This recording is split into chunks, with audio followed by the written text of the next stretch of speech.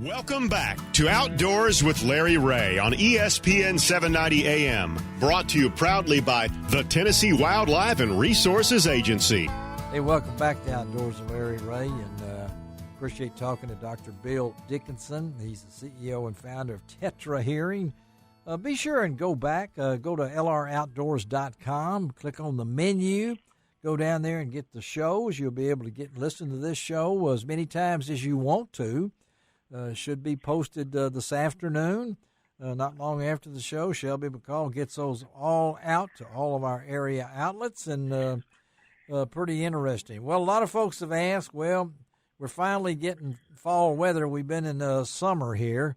I don't know what, Indian summer, Frank. It's been it's a little warmer than where you were, right, Frank? You did get some snow, didn't you, out there in Idaho? It snowed on me one time, and lots of temperatures below freezing. Okay. Well, we're finally getting it this weekend, but so is that going to really affect fishing?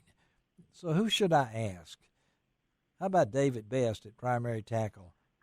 You know that, don't you, David? You keep up with this stuff. Yeah. You do? Yeah, I kind of follow all this. I think you do. Primary Tackle out there in the Arlington Historic Depot, and he's got a thumbs up on what's been going on fishing-wise Mid-South. And we want to get David on as many times as we can. I know that he keeps up with what's happening. So give us a deal. Now, this front has moved through. We're going to be in some 60s and maybe 40s at night here in the next several days. Great weather. But, yeah, it is. But what does this do when you're going from water temperatures, golly, I don't know, 80 degrees, and then, of course, they're not going to drop that dramatically right off, but talk about the effects of this change in weather for fishing, David. So, I mean, it's going to do a bunch of different things, and you know, it's really going to begin to trigger that fall feeding, which, I mean, they've already been kind of doing because, you know, there's a lot of factors that go into getting these fish to eat during the fall, but, you know, length of the day, water temperatures, all those kind of things.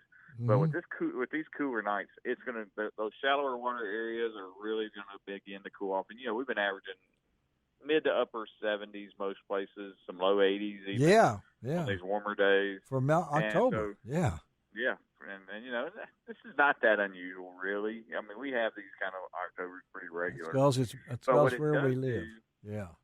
Shows where we live. Yeah. But what it does do is when this stuff starts to happen, you see that mass exodus of shad going up shallow, and the bass just running in behind them and just gorging themselves, and they get good fat, and they get fun to catch because you can catch a lot of fish on the top. It's fat time and fun time, F&F. It is. You know, it is. because and we can own there, and if you hit the hot spot like we're going to talk on the next segment with Tristan McCormick of Bethel, who just earned a spot in the Bassmaster Classic, golly, and how he caught fish to win that spot, and yet at the same time, you don't have to be a professional fisherman right now to locate fish in the Mid-South. Nope. I mean, and so I'm assuming, what are we looking for right now? Let's go through bass first. I mean, you know. Yeah. Well, what I typically look for this time of year, you know, and I found it, you know, not too long ago at the Hobie Bass Open at Pickwick, you know, where I did really well, placed fifth there. Yep. And, you know, when you go paddling through an area or when you go looking over an area, I drove over one of the local bridges there on Pickwick, and I could see just all the bait across that big old flat.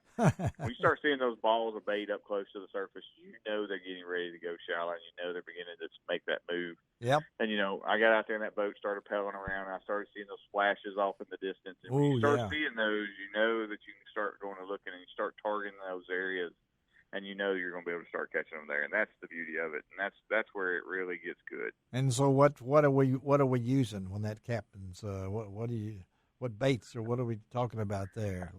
I mean, I'll use, you know, when I got fish busting bait fish up, you know, on the surface, I'm going to use a top water. There you go. One of the first things I'm going to pick up. You know, I'm going to throw a spinner bait. I'm going to throw a chatterbait. I'm going to throw that little square bill. Oh, yeah. Those little shad imitation baits. And, you know, one of the things that a lot of guys don't think about, and they still want to pick up that big half-ounce or that three-quarter-ounce spinner bait. And when those fish aren't eating on those and they're eating on those smaller baits, you want to go down to that 3/8 ounce or that quarter ounce bait with that sure. smaller blade on it. And Yes. that's a big key, because that smaller bait fish is what they're feeding on a lot of times, so they're looking for those smaller bait. And so if you get that smaller blade, you'll get a lot more hookups, you'll catch a lot more fish, and you'll still catch some big ones doing that. So where would you go for bass fishing right now? Man, right now, there's really no wrong place to go. I mean, I've got guys telling me they're catching them at Sardis. I've got guys catching them at Pickwick. Pickwick's been a little tougher, because those fish, there's so many ledge fish out at Pickwick that they get spread out really bad. But, they still caught them pretty good at the BFL last weekend at Pickwick. There's still a lot of fish. I had a guy catch something like 80 fish on Saturday. So Ooh, okay, you yeah. can go catch them right now. You get in the right area, you can catch them good, Okay. The river shoots. I mean, Yes, Coal Creek yeah. and Horseshoe and Tunica Cutoff and all these little. It's a good shoots off the time. river. It's a It's good a great time. time to go fish And that particularly now that the weather has changed, it's going to be beautiful in the mornings, and warm up a little in the afternoon. Won't have to deal with quite as much wind. And then, of course, crappie fishing, David, I know that I'm hearing some unbelievable reports from Sardis. I see from Ronnie Tice, the guide that I'd recommend with anybody. Some of these other guys, John Harrison, the other guys, Terry Martin, a lot of these guys, I've never determined which is better, spring or fall for crappie, and there's always debates about that. But to me, fall is such a beautiful time. So what are you hearing from crappie? Same thing. I'm hearing a lot of guys catching them in Sardis. A lot of guys catching them a little bit shallower than you would fish for them like during the summer. Right. A lot of that 8 to 12 foot range, and even a few guys catching them even shallower than that. And that's one of those things. Find you an area where you've got multiple depth levels that you can kind of look for. Once you figure out, they're in 6 foot today or they're in 8 foot today, you can go all over the lake and you can duplicate that. The guys have been catching them down there. I mean, I've talked to several guys catching crappie down there, and even a few guys catching them at Pickwick already. Yeah, and so, a slab is a slab. Exactly. They eat good. There's not a lot of catch and release on crappie. No, because you're gonna want to eat them babies. Oh yeah, exactly. And I'll reiterate what you said earlier about this being one of your favorite times of year to fish. This is definitely my favorite time of year to fish. Well, it is I mine love too. to fish in the fall. I mean, the weather is a little more stable. You don't have those back-to-back cold fronts coming through all the time. No. And even when you do have a cold front through, because it's cooling that water off, it makes the fish more active. They might turn off for 3 or 4 hours or 6 hours, as opposed to that 12 to 24-hour time frame. Yeah, we're more active. I'm a lot more active in the fall, than I am Guarantee you.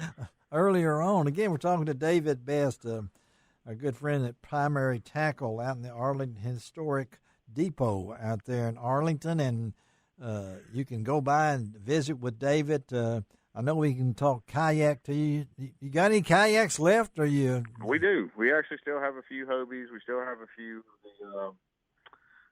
Jacksons. We still have a few new canoes, and actually have another new canoe shipment coming towards the end of the month. So, wow, the boat landed. The cargo ship in L.A. finally got to you, huh? So, well, the beauty of all the kayaks we do, they're all made in the USA. They're made in the USA. So they're not, they could come by covered wagon then instead of.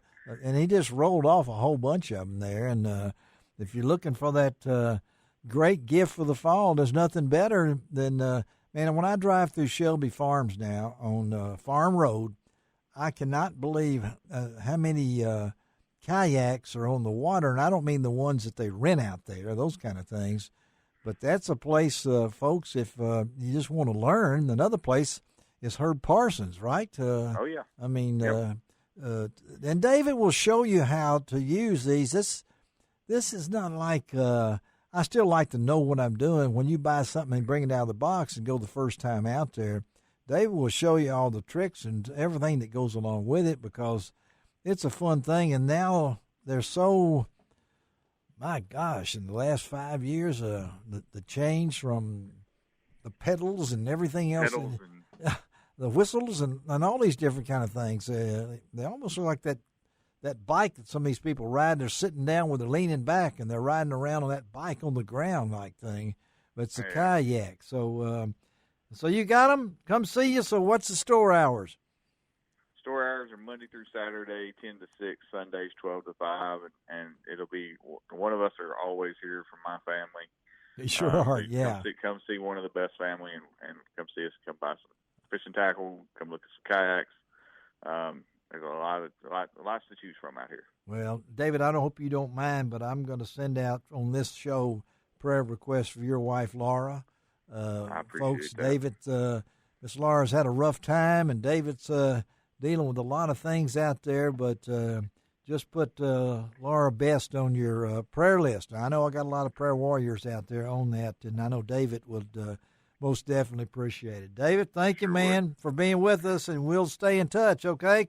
Thank you, Larry. We See appreciate you. it. All right, let's take a break on Outdoors with Larry Ray, and me and Frank will be back. I think it's time for Frank to introduce the next segment because we sure don't want him to introduce his own segment. That just wouldn't be right. So we'll be right back on Outdoors with Larry Ray.